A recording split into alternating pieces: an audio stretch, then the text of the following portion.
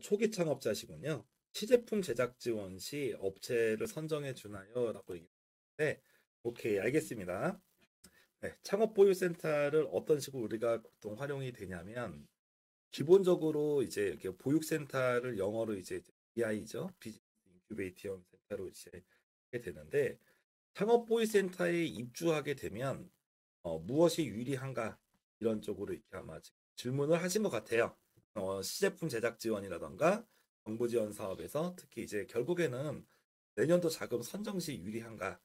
뭐 이런 에 대한 질문을 얘기하시는 건데 기본적으로 이제 창업보이센터가 유리한 부분은 저희는 보통 이런 말을 씁니다. 제가 할게요.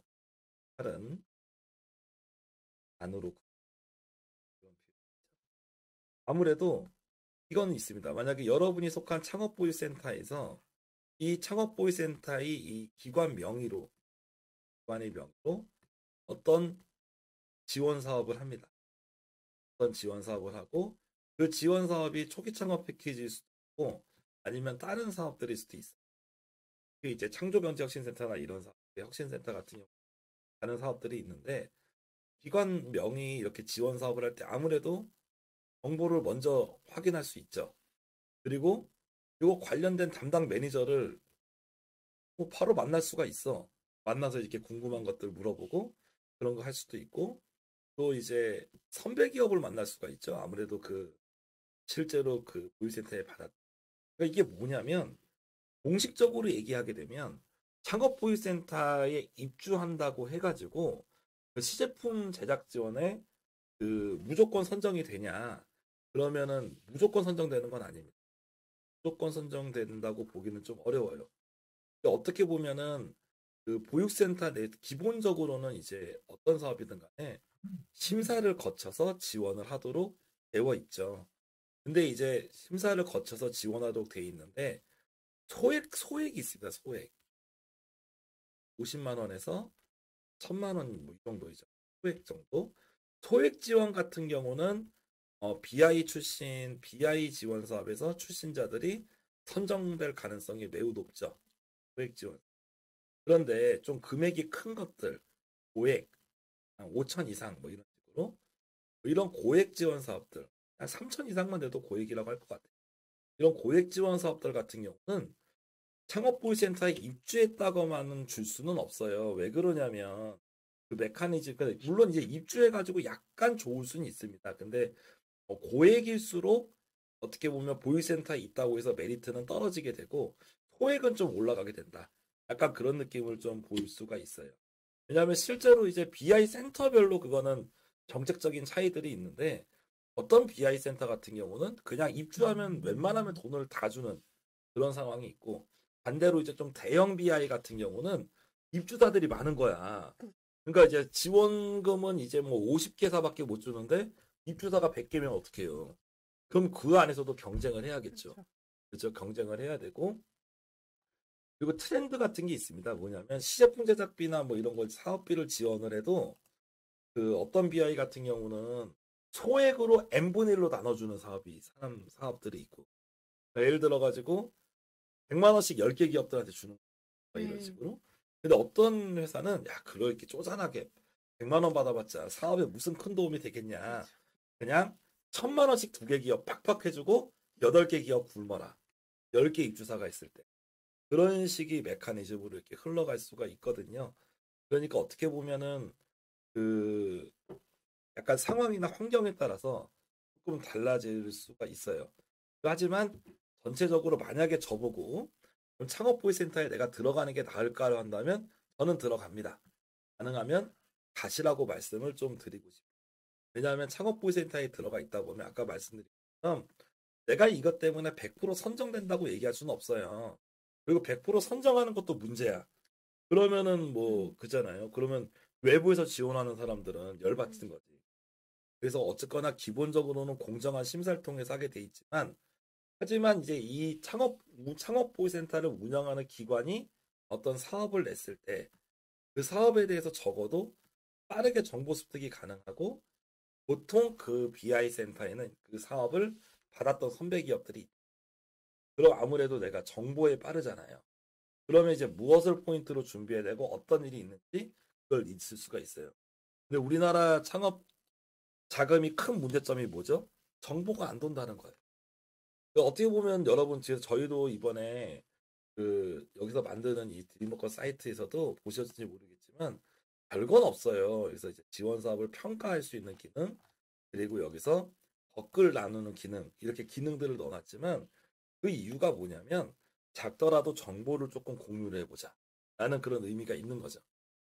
그래서 어쨌거나 지금은 정보를 딱히 구할 방법이 없다 보니까 BI로 직접 들어가서 호랑의 굴에 가서 정보를 구하는 게 훨씬 낫다라는 게 한 가지 좀 말씀을 드리고, 그 다음에 두 번째는 BI에 들어갔을 때 기본적으로 우리는 최소한 정부기관의 심사를 통과했다고 봅니다.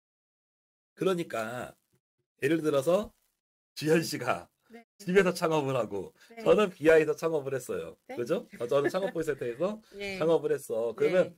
주현 씨가 창업을 하는 거는 뭐 그냥 혼자서 집에서 사업자 되고 할 수도 있잖아요. 근데 저는 네. 심사를 거쳐서 찍거나. 그러니까 아무래도 다른 곳에서 볼 때도 기본적인 어떤 심사를 거쳐서 들어간 업체니까 약간의 신뢰성이 집에서 창업하는 것보다는 조금 더 신뢰성이 있고 볼 수가 있죠. 그런 면에서 보는 거고, 실제로는 보통은 이제 아까처럼 고액 사업들 같은 경우는 요 고액 사업들을 운영할 때 또 이렇게 운영기관이 있죠. 운영기관. 요 운영기관이 초기 창업 패키지 같은 거로 가면은 중기부 예산을 받아서 이렇게 운영을 하는 거거든요. 근데 이 운영기관도 나름대로 정부 사업을 따오는 게 본인들이 실적이죠. 그 정부 사업을 따오는 게 본인들이 실적인데, 이 운영기관들이 이제 가져가는 실적은 이 분들이 만약에 내년에 어떤 이제 A라는 사업을 중기부 사업을 대신해서 운영하는 거예요. 그래서 이제 창업자들을 모집을 해가지고 창업자 스타트업들을 모집을 해서 여기서 이제 선발하고 그리고 자금을 집행하고 관리하고 이런 쪽이 걸로 하는 걸로 운영을 한단 말이지. 운영 범위, 선발, 관리 이런 식으로 보고서를 쓰는 거잖아. 근데 운영기관들이 경쟁이 붙어요. 그 주요 평가 지표들이 매출이 많고 투자 유치가 또 요즘에 들어갔죠. 또 매출 가로 수출도 있고요. 또 고용을 또 기술이나 특허 뭐 이런. 그리고 의외로 다른 사업 선정이 있습니다. 다른 지자체 사업, 다른 사업 선정된 것도 실적으로 봐요. 그리고 다른 사업에 선정이 되거나 아니면 입상한 거 이런 것도 되고. 그래서 이런 실적들을 다 모아가지고 연말에 관할 부서에 보고를 하는 거죠. 그게 중기부면 초기 창업 패키지면 중기부가 될 거고 그걸 할 겁니다. 그러다 보니까 매출이나 투자, 고용이 잘 일어날 것 같은 창업자를 뽑아야지 BI에 있다고만 해서 그 업체가 뭐 이제 갓 시작했고 직원도 하나도 없고 시제품도 없고 아이디어 단계다. 그러면은 특히 초기 창업 패키지 같은 레벨에서는 떨어질 가능성이 높다고 봐요. 그렇죠. 어떻게 보면은 이 BI에서 들어간다는 개념, 초기 창업 패키지는 고액이기 때문에. 근데 소액 과제 같은 경우라면 이런 BI들이 큰 도움이 된다는 얘기. 소액 과제에서는 이런 부분들이 크게 많이 따지진 않겠죠. 그건 목적성이 조금 달라서 그렇습니다. 중기부의 목적성은 아무래도 최근에 저희가 이런 방송에서도 많이 얘기를 했지만 투자를 많이 받아서 볼륨을 확 키우거나 매출이 쫙 높아지거나 그걸 원하거든요. 근데 우리 창업자 입장에서는 어떠죠? 돈을 받아야 내가 그걸 갖고 제품도 만들고 직원도 뽑아서 키우는데 그렇잖아요. 그렇죠.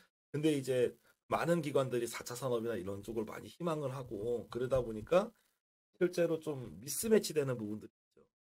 돈을 주면 내가 해보겠는데 그런 실적이 있는 업체들을 선실적이 있는 업체들이 많이 뽑히는 경우들이 하지만 무조건 다 그런 건 아니니까 우리가 도전은 해봐야 되겠지만 초기 창업 패키지에 대해서 제가 봤을 때는 발생률이 10대 1은 넘지 않을까 싶어요. 그래서 어떻게 보면은 초기 창업을 준비하시는 지금 대표님 같은 경우는 초기 창업 패키지 선정 준비를 초기 창업 패키지도 당연히 준비를 안 하실 수 없어요. 준비하지만 이게 탈락될 수 있는 가능성이 큽니다. 왜냐하면 초기 창업 패키지는 옛날에 뭐 창업 맞춤형이나 옛날 뭐 예비 기술 창업 뭐 여러 가지 사업들이 있었어요, 명이. 그때부터 아주 유명한 사업이고 거의 10년을 넘게 온 사람이라서 대중성도 높고 뭔가 이제 붙으면 좋지만 실적 허들이나 아니면 이렇게 뭔가 기술 허들이 높을 수가 있어요. 그렇기 때문에 내가 그 부분을 못 만족한다면 탈락한다고 보거든. 그럼 탈락을 초기 창업 패키지를 넣는 걸 플랜 A로 보셔도 탈락할 때 내가 플랜 B는 있어야 돼. 보통 플랜 B나 지방자치단체 자금 쪽으로 볼 수 있겠죠. 플랜 C도 있을 수 있습니다. 플랜 C는 하는 사업들 관련된 것들 이제 아니면 아예 과제를 바꾼다던가 뭐 그런 생각을 해볼 수가 있죠. 여러 가지 부분에서 연구하시면 도움이 될 것 같아요. 내년도 준비 때문에 머리가 많이 아프시겠군요. 힘내세요. 같이 힘내시다 보면은 네.